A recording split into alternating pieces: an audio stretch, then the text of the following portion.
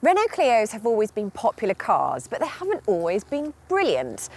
They were helped in the 1990s by a certain advertising campaign. Papa? Nicole! And subsequent models after that just lost their spark. And then people started to look at Vauxhall and Ford alternatives. But stay with me, because perhaps this one is a return to form. Although they became safer and more luxurious, they also became heavier, blobbier and generally less fun. And so Nicole and Papa presumably moved on to other diversions. When the 5th generation came out in 2019, which is this one, a little bit of the fun was put back in, which is good because we like fun. And in spring 2023, there was a facelift. But if you're looking at this one, this is one of the last pre-facelift, you're not missing out on much because it was just a bit of a styling tweak. But will you be losing out if you go for one of those over, say, a Ford Fiesta, Volkswagen Polo or Skoda Fabia? Let's find out.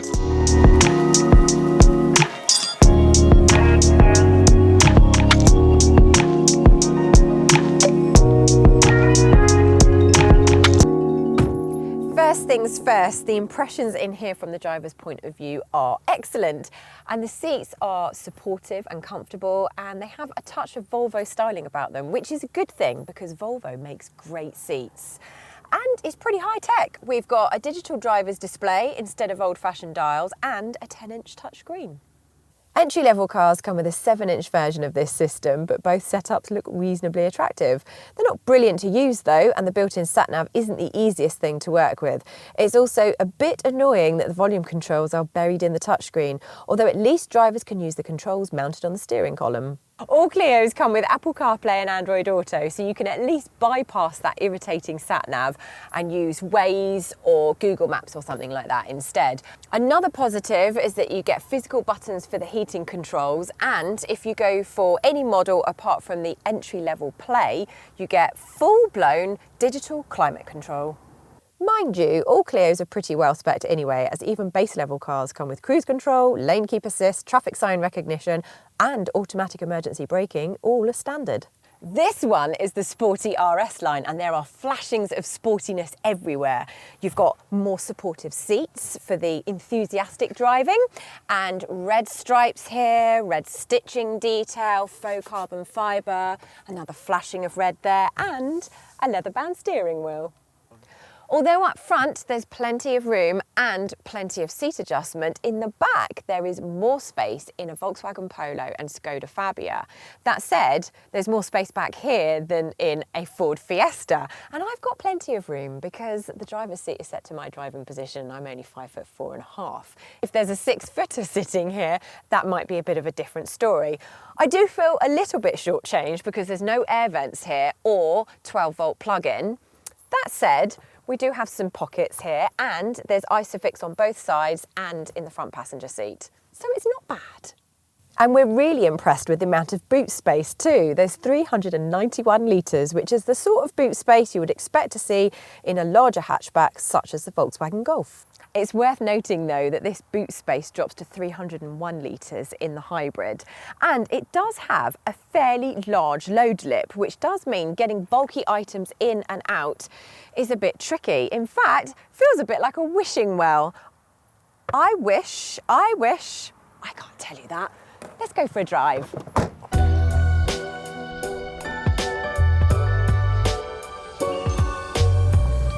Small hatchbacks like this, people call them super minis, but you probably already knew that, tend to be pretty good fun to drive. We're thinking the Mini, Ford Fiesta, Seat Ibiza.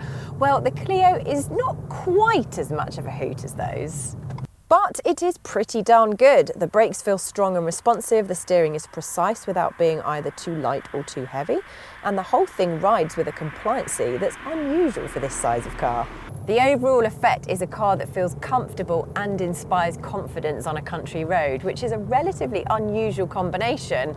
And it makes it even more of a shame that there is no full fat RS version like previous generation Clios, rather than just a styling pack. Maybe that was my wish.